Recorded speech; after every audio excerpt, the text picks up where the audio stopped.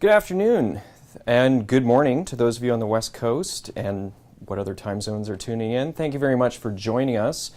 Today we wanted to share with you some advice on how to communicate science to a public audience.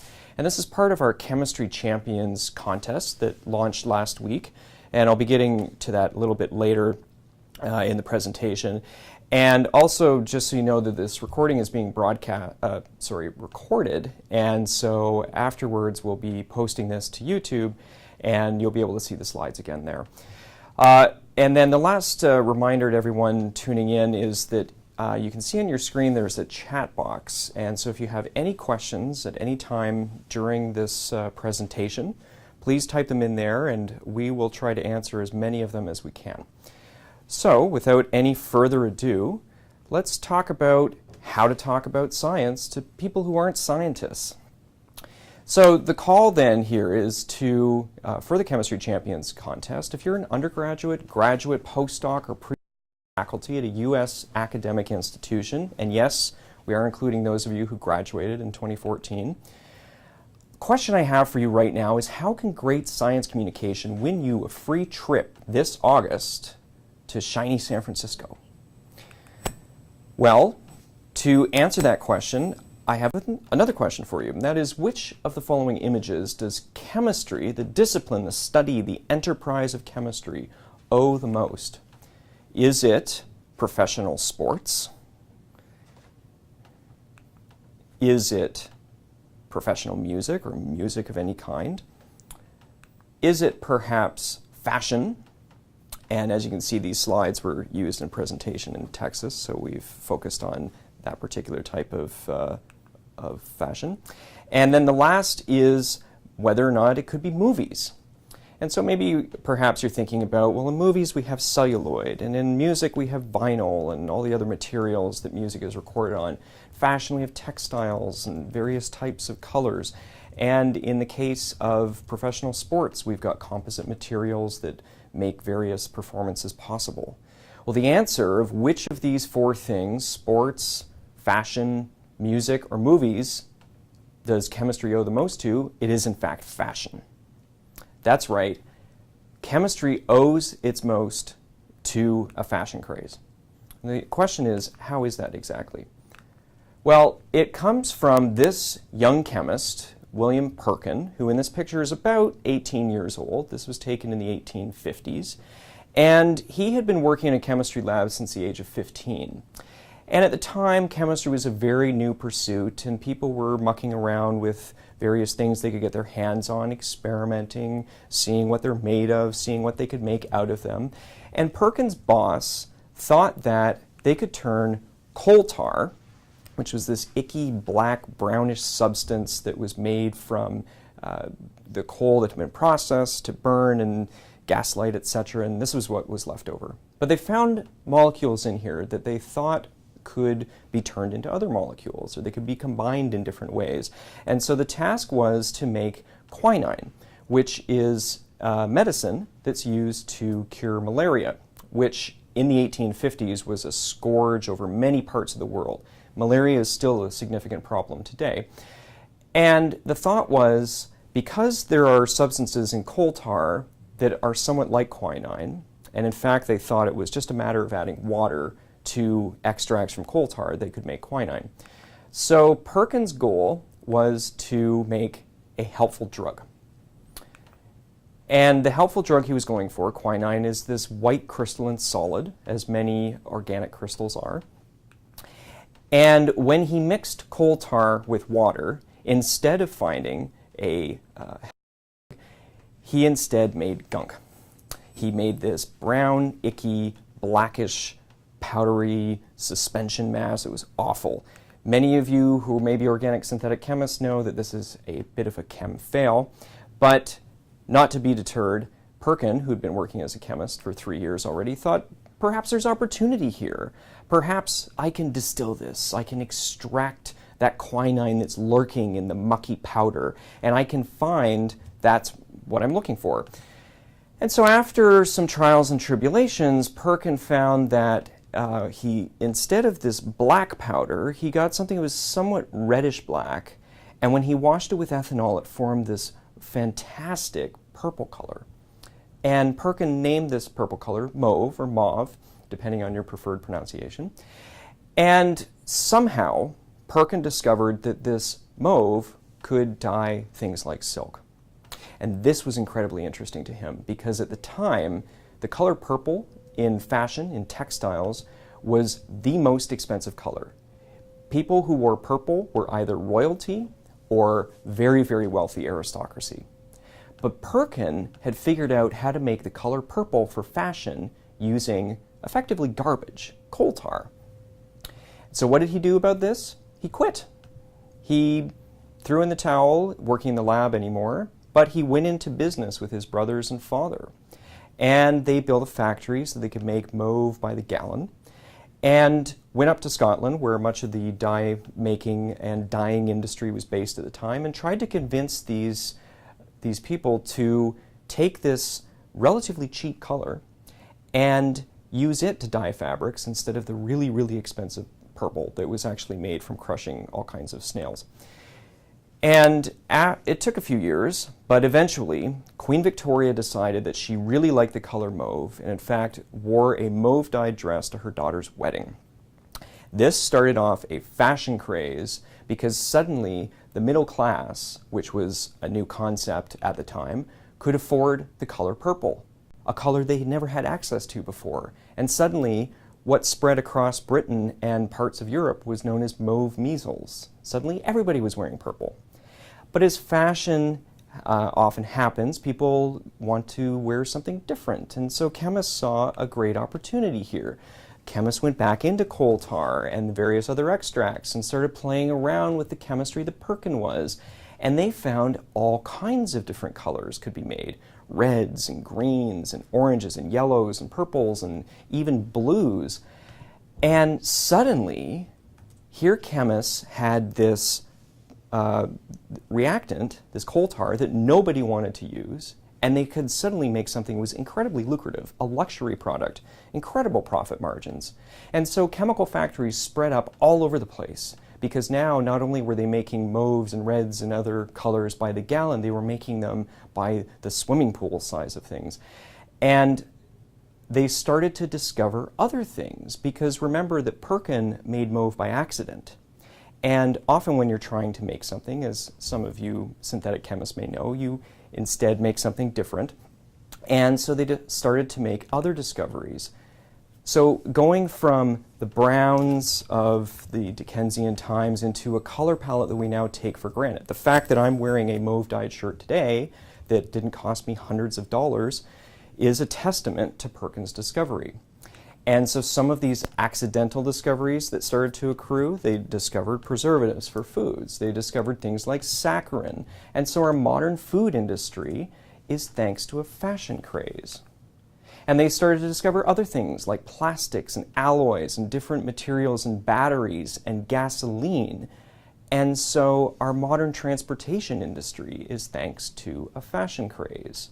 And then coming full circle with all the chemistry that was developed through these accidental discoveries and the scaling up of the industry, we now know how to make artificial quinine. And so Perkin's discovery, although initially off the track, has allowed modern medicines and, fortunately, the ability to treat those who are in need. So the question then becomes, how did Perkin get from this accidental discovery in 1856 to a fashion craze that made him a millionaire a few years later? The answer is communication. Perkin, like all great entrepreneurs, was a great communicator. He convinced his brother and his father to go into business with him. He convinced banks to give them money to build these factories, which at the time no one had ever built at that scale. He convinced dye makers to buy into his product instead of what they were used to dealing with, and by extension convincing the fashion industry. And so it was through communication that Perkin transformed himself from a bench chemist into literally a millionaire. And you too, through communication, can find such favor in your own careers. Perhaps it's getting collaboration, explaining chemistry to people who aren't you, so that they can understand what you're doing and help you out, and you can help them out, and science can advance as it does. Perhaps you're interested in teaching. You want to inspire the next generation to join you at the lab bench and eventually carry on your work. And it is only through great communication that you can be a great teacher. And there may be some of you out there who are interested in getting a job at some point. And I'm here to tell you today, although it probably isn't the first time you've heard this, that communication is perhaps the best skill you can bring into an interview or into any other workplace, because it allows you to share ideas and get your goals further along. So that is why here at the American Chemical Society we have, sorry, my slides are not advancing all of a sudden.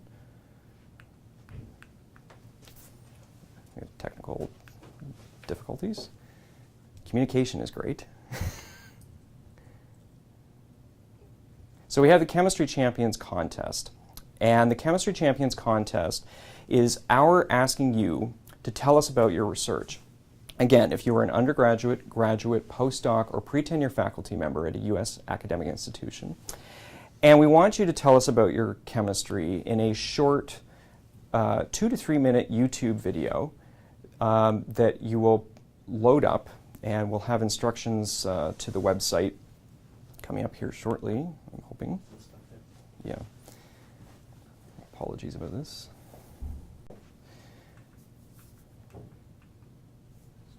Okay.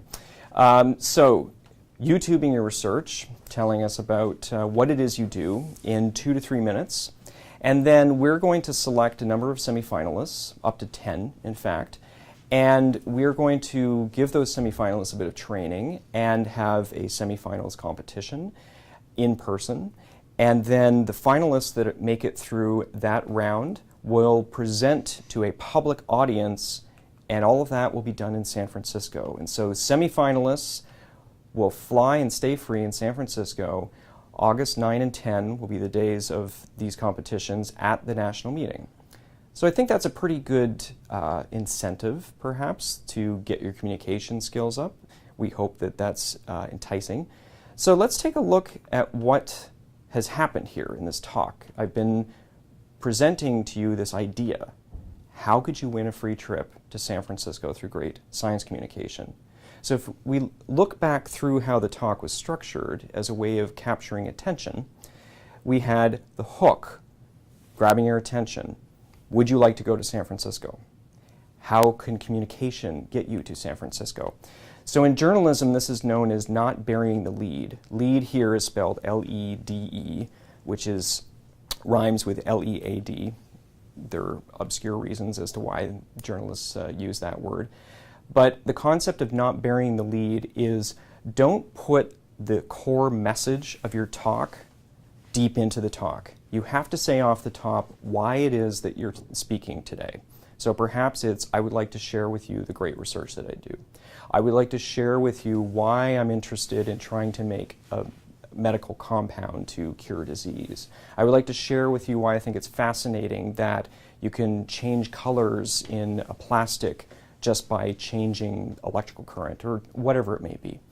Don't bury that deep in the talk. Tell us right off the top why we should listen to you.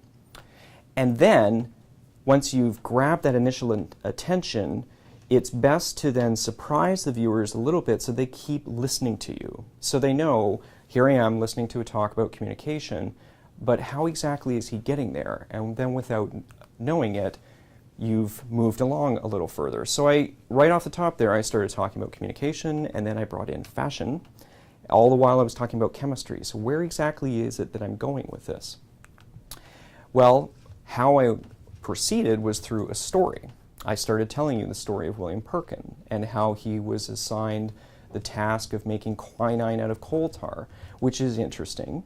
And then perhaps you're remembering that fashion had something to do with that, and that finds itself delivered further on the story as well. So as Perkin got himself from coal tar to a helpful drug, we find ourselves into the concept of the modern chemical industry. And from that, we find ourselves at this pivotal point in Perkin's life. He started out in chemistry, he made a discovery, that resulted in the chemical industry rising up, himself becoming wealthy, and it had something to do with fashion. And how was it that Perkin got himself through this story that I have just recounted to you in facts? And I said it was through communication. So this part of the story is what's known as the punch. This is, here's that core message again, communication. If you look at the opening slide, I said, how can communication win you a free trip this August? So back in your mind, you're thinking communication has got to come up again.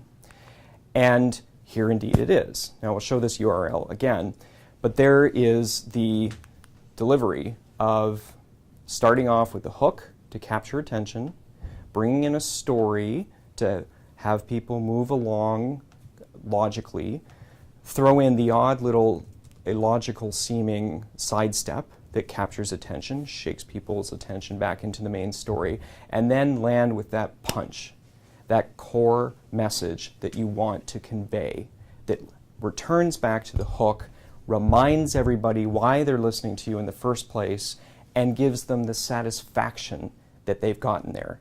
I sometimes like to compare this to thinking about an action film that perhaps starts with someone hanging off the side of a bridge, and you're immediately hooked in. Who is this person? Why are they hanging off the side of the bridge? And then perhaps you have a flashback in time, and you find out how this person wove through the streets of whatever fictional city they're running around in, that then leads them to hanging off the side of a bridge. And so we have that punch leading back to the initial hook. Now you're invested in this person. You remember that you were curious about how they got there, and you're completely wrapped into the story. That is a sign of good communication. That's a sign of effective communication, capturing attention and delivering that promise to your audience. Now, I understand we have a question at this time. That's right. We have two questions. One from user KFARHelix asks, will semifinalists get a free registration to the national meeting as well? We are including a $200 prize, as it were, that will be put towards registration. So all the finalists will need to appear on the Sunday. And so that will assure at minimum that you can do that.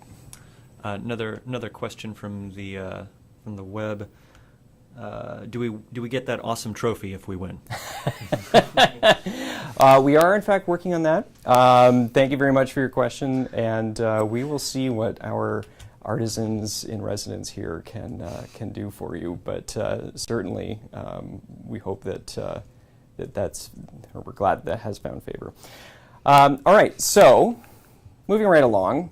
So I was just talking about building a story, capturing attention, moving the viewer, the audience member, whether it's in person or like me talking to a camera right now, speaking out to all of you around the world. That's how you move attention to delivery. Now, specific to science communication, it's worth talking a little bit about the use of jargon. Now, the word jargon, you may or may not know, has its roots in a gargling sound in your throat. And that makes a certain amount of sense, because if someone is using words that you're not familiar with, you could say arguably that it's not that much different from sounds that you're not used to hearing. Science is shot through with jargon. We have acronyms, we have technical words, we have concept words. And if you start to break apart the typical sentence structure of a scientific concept, you find that actually the jargon dominates. Because if, for example, you're an organic chemist and you're involved in polymer research, you may think that the jargon words that you start to use are things like copolymer or crosslinker or monomer, etc. But to someone who isn't a polymer chemist, they may have to remember what the word polymer means. And if they're not a chemist at all, saying that you are an organic chemist who works in polymers is another string of jargon. And the word chemist even may not be that obvious to someone. So it's best to think in what we like to say at the American Chemical Society, speaking simply. And the best way to think about speaking simply when it comes to jargon, my advice for you is just don't. Just don't use jargon. I know it's hard, it's addictive, we all love using jargon, but don't use jargon. If you have to use jargon, please define it first. But I'd like to demonstrate here a little exercise I think that can be helpful to you to figure out where it is that jargon is sneaking into your presentation and you're not as able to see it because it's words that you use every day. So this idea is developed through a book that's entitled Made to Stick, and I urge everybody watching to check it out. It's written by a couple of brothers, Chip and Dan Heath, who have professional backgrounds in behavioral psychology, social studies, why people do what they do, and also teaching and marketing, etc. And in fact, the marketing industry is a big fan of this particular book. And in it, they talk about 6 different ways to get an idea to stick so that your audience remembers it, so that your message has gotten through. And one thing they talk about is the so-called curse of knowledge. Now, the curse of knowledge is the fact that it's very difficult for you to remember what it's like to not know what you know, which is a way of saying it's difficult for you, full of all this information, to pretend that you're an audience member, listening to yourself, and trying to figure out what it is that you're talking about. So as I said, we like to say speak simply, but it can sometimes be a little easier to say that than to actually do that. So I recommend to you checking out something known as the Upgoer 5 text editor. We'll share that URL with you here shortly. But what is Upgoer 5, you might ask? Well, the Upgoer 5, of course, is the Saturn V rocket. And the reason that it's the Saturn V rocket is because this text editor only allows you to use the top 100 most common words in the English language. And in fact, it's the top 100 because surprisingly the word thousand is not one of the, and I'll start using the word again, the word thousand is not one of the 1,000 most common words in the English language, nor is the word rocket. However, the concept of going up and then to make it into that thing that goes up, the Upgoer 5, is a way of conveying what the thing does and thus conveying that information. It gets rid of the jargon, Saturn V. You retain the 5 because, frankly, I think it's funnier that way and it gets hook. So here is the URL for this text editor, and a reminder, these slides are being recorded and will be posted later so that you can go back to this. And this is a little interface that allows you to type in whatever you wish, and anytime you use a word that isn't in the top 1,000 most used words, it'll underline it in red, just like it's misspelled using a lot of different word processing interfaces. And so you can very quickly find out how challenging it can be to strip your words down from those built-up jargonistic phrases into something that is simply understandable by the vast majority of everyone who speaks, in this case, English. And so if you take, for example, the phrase curse of knowledge, which you may not think of as jargon, but the concept of curse arguably is jargon.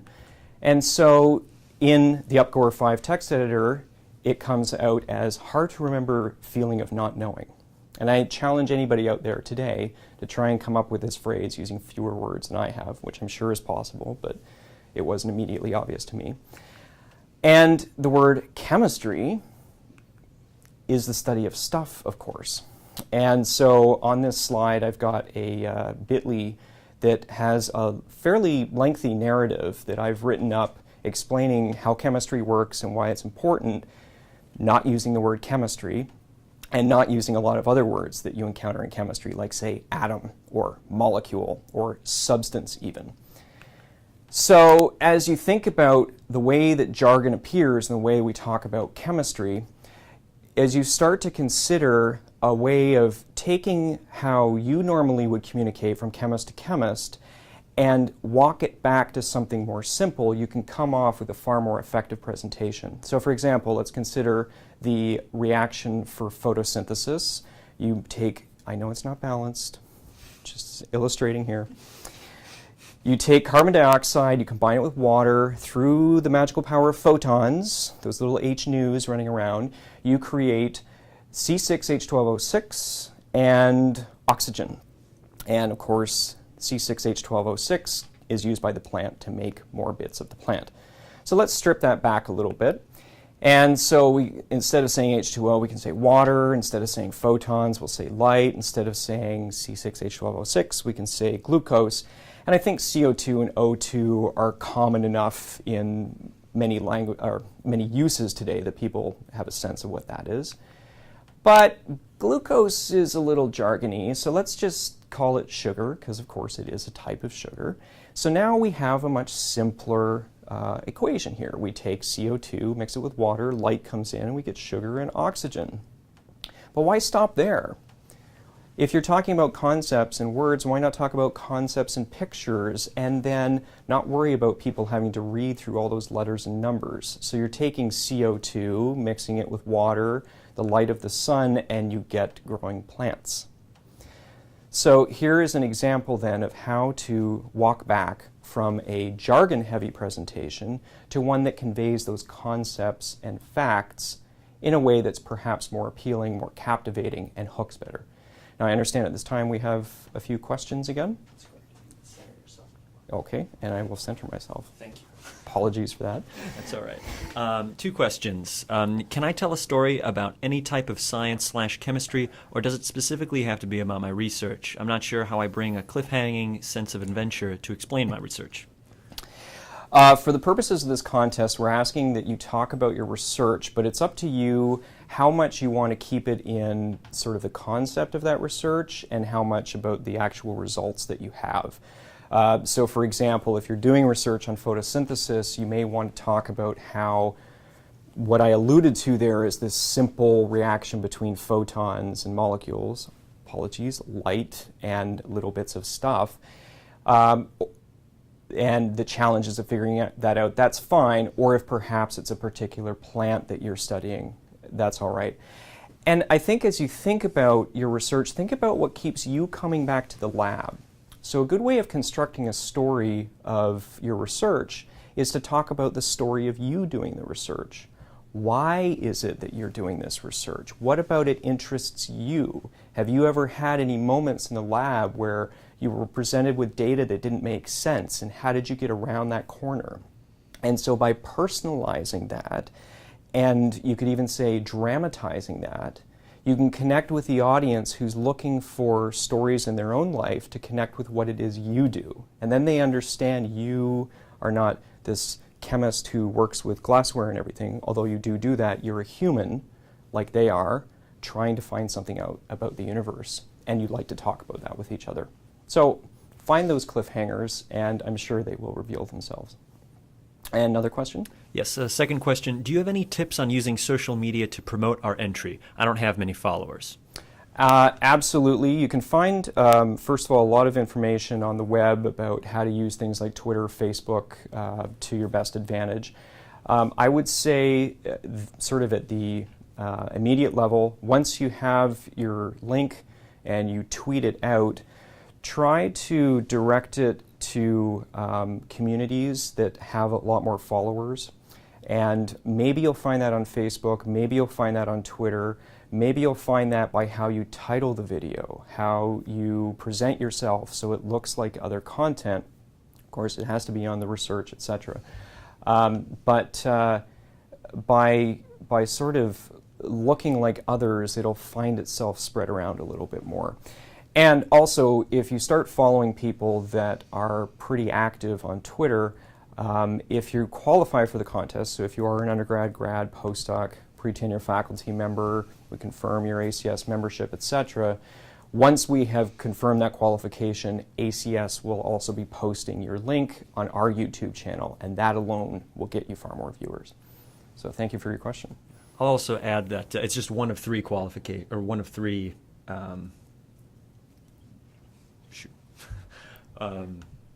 one of three criteria that are evaluated in this contest. YouTube number of views. That's correct. Yes. Yeah, so in the first round, we'll be evaluating on the basis of the number of views, the quality of the presentation, and its scientific accuracy.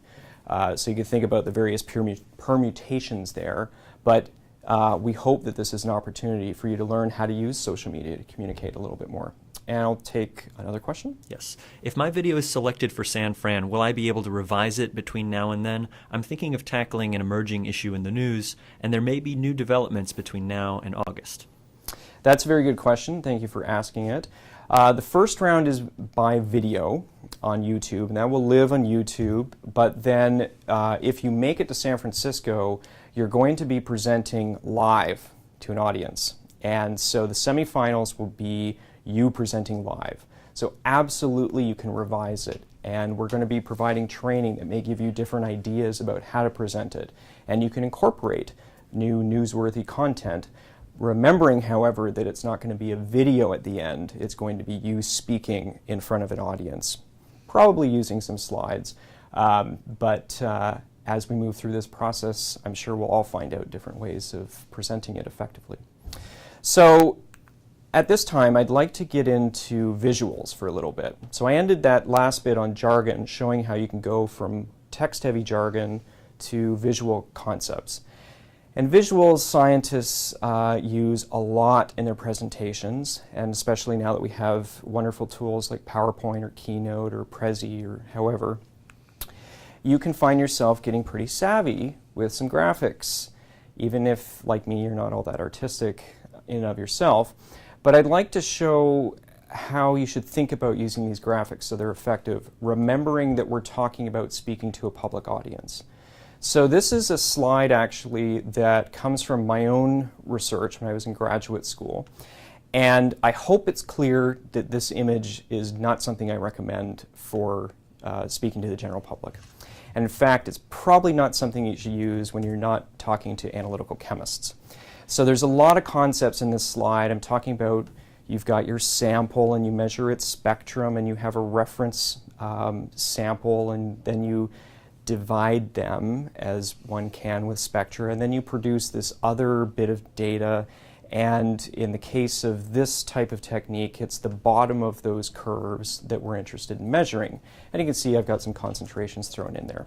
Now, what exactly is this talking about? Well, the research I did was using light to measure the salt content of water, that is, the salinity of seawater. And the technique name and all of the ways that it works isn't important for the purposes of today's talk.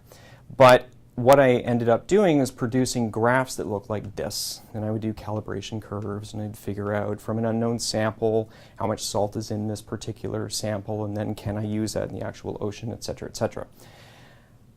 If I were speaking to the public, and in fact, even if I were speaking to another group of scientists, I would probably have used a graph. In fact, I know I would have used a graph because I had given this presentation to a wide number of people. So here's one of the graphs.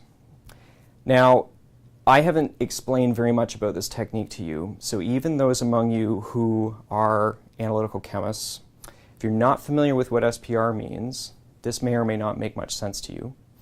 And those of you not familiar with these types of measurements are probably trying to figure out what this graph shows. There is some information there, but my voice right now has probably been this annoying sound coming out of your speakers or through your earphones as you're trying to figure out what this picture shows.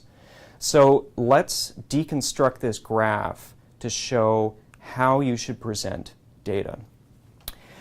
Well, first off, you shouldn't have the title in there, because if you're using a visual and you're speaking to it, the visual is what should speak to it. There shouldn't be a title because I'm saying what the title is effectively. So here is the image that we're talking about. And I'm going to establish that there are no fewer than 6 different ideas in this picture. So here's the first idea. The fact is, it's a graph. That's idea number 1. Now that may seem kind of obvious if you're someone who's used to using graphs, but think about it. A graph is a way of presenting information spatially. And so with this graph we have, this horizontal direction, we have this vertical direction, and somehow data is arranged in that two-dimensional space that tells us something about itself. So the concept of a graph is an idea. And imagine if you're speaking to people who aren't used to looking at graphs very often. You are already distracting them from giving them some information. Their attention is going to start to wander. Now, idea 2 is getting specific about this horizontal direction. So we have concentration NaCl weight percent, which to many chemists is obvious. I'm talking about the weight percent of sodium chloride, and presumably it's in water, although I wasn't specific. And there we have some numbers, so from 0 to 7. Fantastic. But that's an idea, and it's embedded with jargon, which we just established is a bad idea to include. So let's instead call it salinity, which is the weight % concentration of sodium chloride. But then salinity is a jargonistic word. You may not know that it means salt content, so let's just say that it is amount of salt. So now it's gotten a little bit simpler, this second idea. But why do we need to say amount of salt? Can't we just say salt? We're just measuring salt along this x-axis, okay? So that's idea 2. Now, idea 3 is the y-axis. And so we know that it's wavelength measured in nanometers, and there are various numbers attached there. The fact that it doesn't start at 0 might distract some people.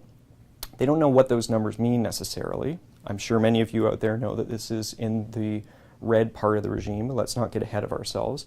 So wavelength is a concept, it's jargon. Nanometers doesn't really mean anything, so let's just get rid of that. Let's just call it color measure. But that's not really informative, because do I mean how dark or how light it is?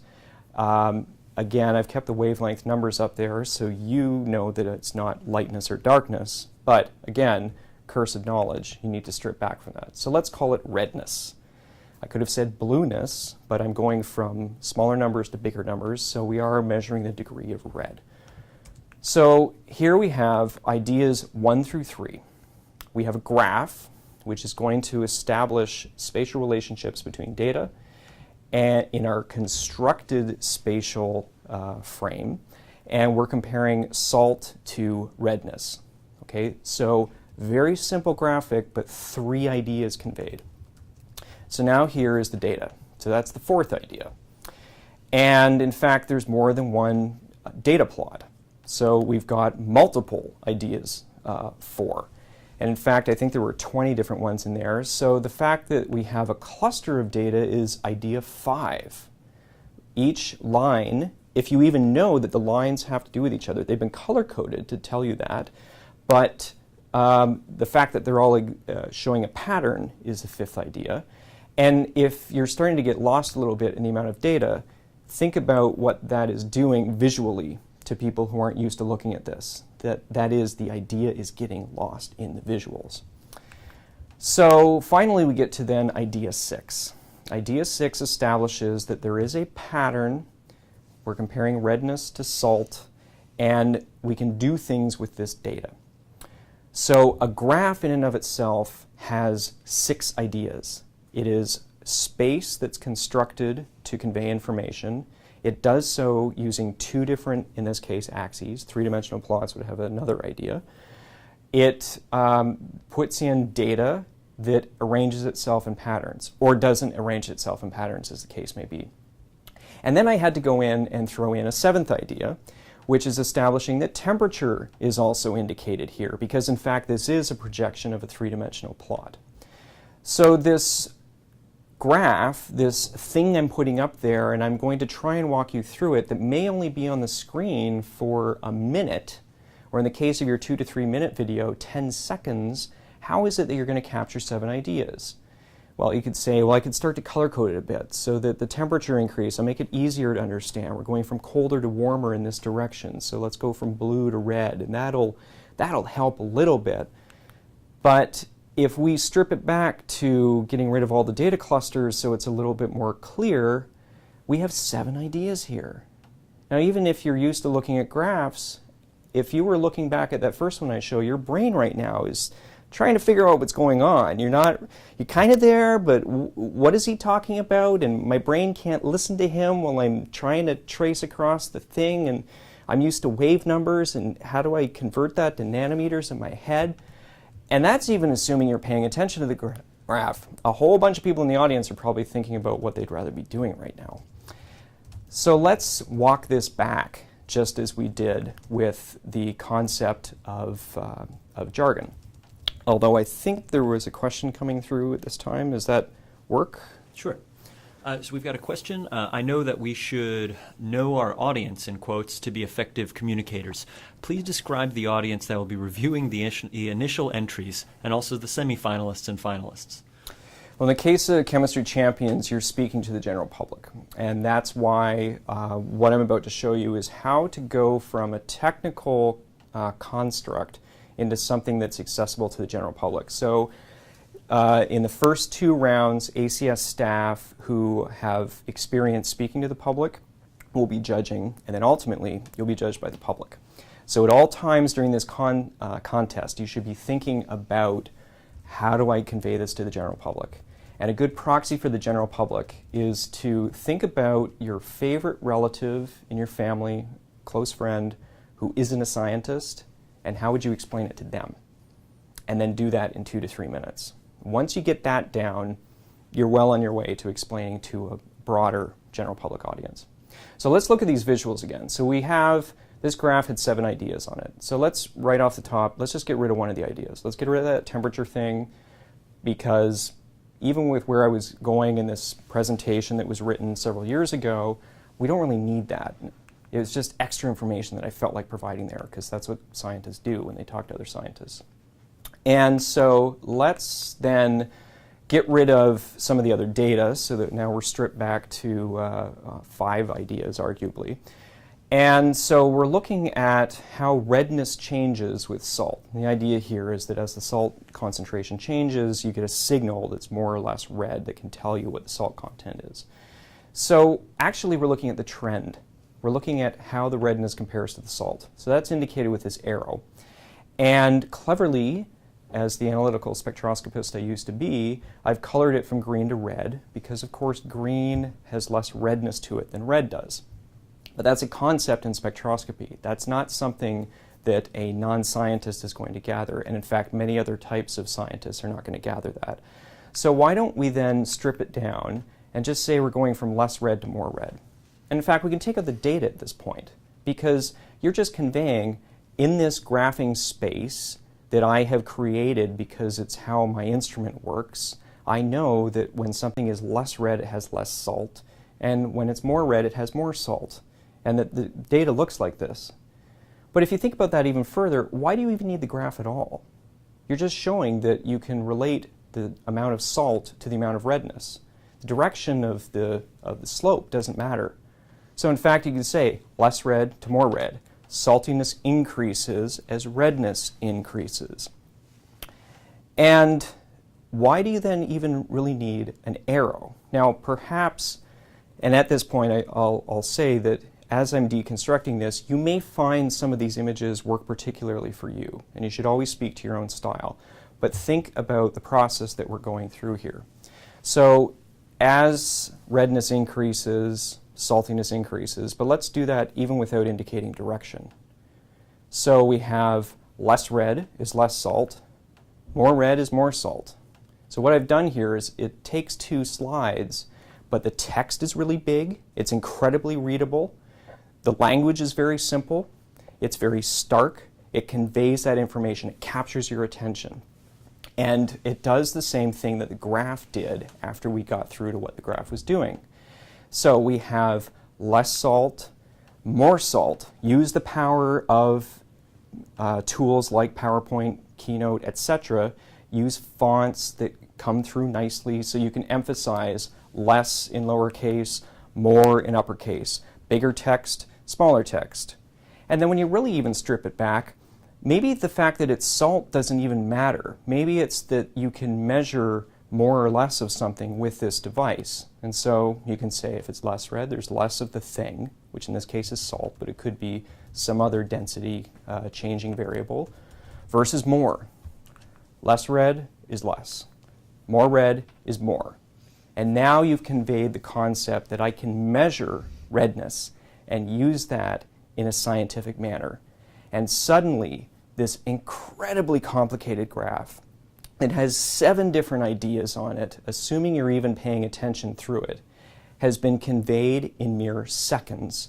And then you can move on and explain why you're doing this research and what important things may come from it, or in that human drama of you pursuing it, perhaps you feel like you're hanging off the side of the bridge. How did you get to this place? Tell us the story about yourself. Don't bog us down in the details. So the take home there is, I don't recommend using graphs when you are explaining science to the general public. And if you are going to use a graph, make it as simple and visually appealing as you can.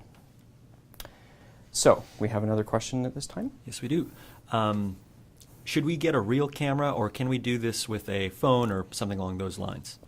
Very good question, thank you. You do not need a quote-unquote real camera. If you can shoot good video with a mobile phone, a smartphone, iPhone, Samsung, whatever device you like using, think about the quality of videos that you see on YouTube. Of course, they range from shot in bad conditions, so think about things like lighting and how well your voice comes through. So if you have an outside scene, make sure that wind isn't blowing into the microphone. We recommend using things like a lav mic, and these are fairly affordable. You can find them for $25, etc. And if you look at the video that we have on the ChemChamps website that has myself talking about mauve again there, you'll notice that I just held up screen shots on paper and then I threw them at the camera for dramatic effect. So you don't need very high production values to enter this contest at all. And in fact, we've engineered it so that's the case. So feel free to use webcam, smartphone, whatever works for you, and tell us your story. Another Ustreamer adds a good comment here. Many universities have resources to borrow cameras for free. I'd recommend all participants to use that resource. Yes, that is an excellent point. You'll probably find that there are resources at hand that you may not know about. And you may have friends as well who are perhaps better at shooting video than you are. And little tips like, make a little tripod with books or something just to steady out the technical aspects.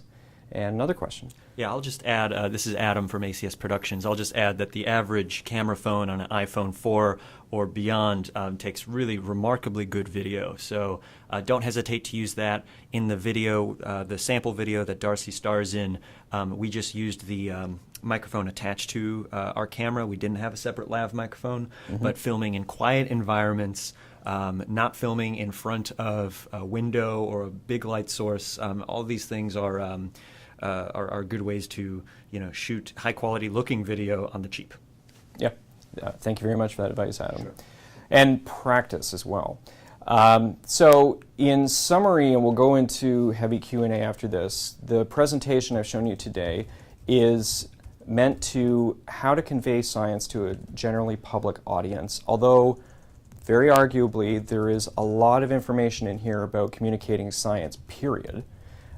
So constructing a story, narrative arc, something that captures attention, retains attention, perhaps it uses surprises, perhaps it uses suspense, but the idea is it has a core message. Each story has that one plot that's simple to follow. Well, some stories don't have one plot and they're not simple to follow. If you're doing a short video, have one plot, have one core message in there, and make sure you tell us off the top why we should listen to you and then deliver on your promise at the end. We don't recommend that you use jargon. We understand it's hard. I use jargon all the time myself. I talk to people who know what the jargon means. I forget. I have the curse of knowledge. But think about the words that you're using and how commonly understood they may or may not be. So look at tools like UpGo 5 and practice with the idea of taking a more complicated narrative and stripping it down to its core essentials, and then use that in your good story. And lastly, as goes with choice of text, think about simple visuals. I personally, as you probably noticed, like to use photographs a lot. I like to fill the screen. I like to think of text as a graphic. As you can see, most of my fonts are really big. That's another reason I don't like graphs as much, because you got all those tiny little words down the bottom. Nanometers is, it sort of conveys itself because it's in tiny little letters. If you tell yourself, I'm not going to have any font smaller than something nice and big, like say 80 point, and I can't fit all the words at 80 point onto the slide, you probably have too many words on that slide because you can go forward quickly. The idea is to keep that attention and get the message through. And of course, you're talking all this while, and you can fill in those words that aren't there. Capture attention, make it simple, keep attention. And, as I just said, practice. Practice, practice, practice, practice, practice. Practice in front of others. Practice in front of other chemists. Practice in front of friends. Practice in front of people who aren't chemists. And the more and more you learn how to communicate, the more and more you'll find out that you need more and more practice because you're actually running through it several times. It may not be formal practice. This talk that I showed off the top, the first run-through shared with colleagues, I had in fact buried the lead. I had forgotten the hook of, hey, do you want to go to San Francisco? I was thinking Perkins, pretty interesting story, and I think you find that perhaps at this point.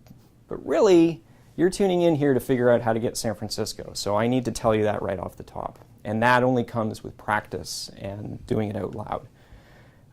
So let's leave that up for now. We can go back to other slides as we have the Q&A, and let's continue to take those questions. Is the contest limited to ACS members? Yes, it is. You have to be an ACS member, again, undergraduate, graduate, postdoc, or pre-tenure faculty at a U.S. academic institution, and an ACS member as well. All right.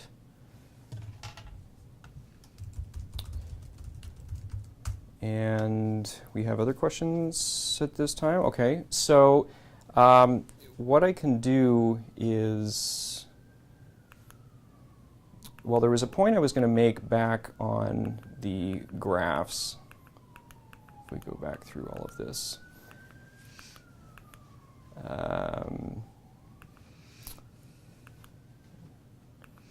Let's go back to the initial graph.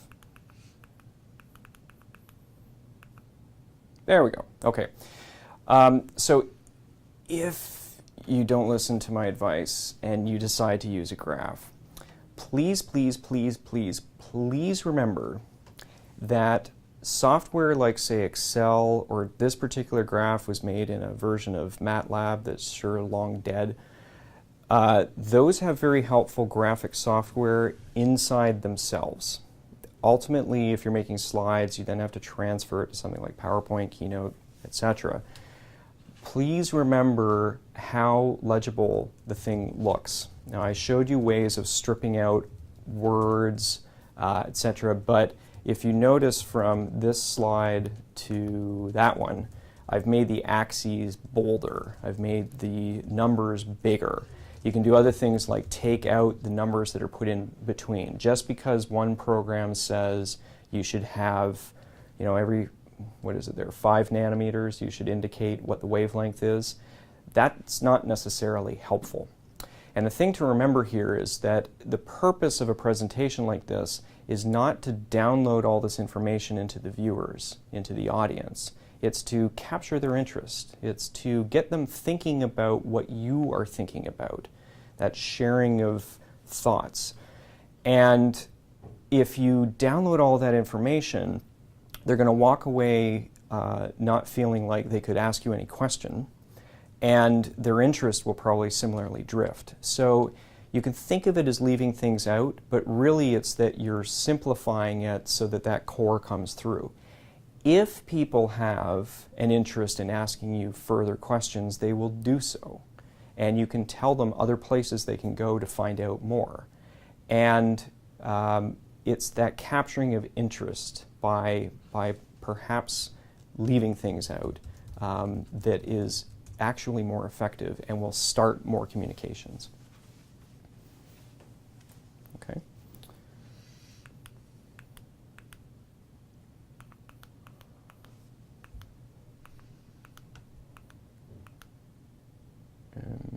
Okay, well, we can stop on the green trees right now. Okay, well, at this time, if there are no other questions, we thank all of you who tuned in today and asked your questions. As I mentioned previously, we are going to be posting this to YouTube. Yes. Yes. And Ustream. Both Ustream and YouTube. So you can review the content, you can look at the slides, you can pause it, write down those URLs I contained. And certainly, you can contact us through Twitter if you use hashtag ChemChamps. We're following that. We tweet under @AmherChemSociety. And as I said, as the videos start to come in, they will, those that qualify for the contest will be posted to our YouTube channel. So feel free to email us your questions at chemchamps@acs.org. tweet them, etc. You can find us on Facebook under Chemistry Ambassadors. But at the end of the day, we very much look forward to receiving your video stories, sharing with us the exciting research that you're doing, and we look forward to meeting some of you in San Francisco as you compete to become a chemistry champion. All right, thank you very much again for tuning in today. Have a great weekend, and we hope to see your content soon.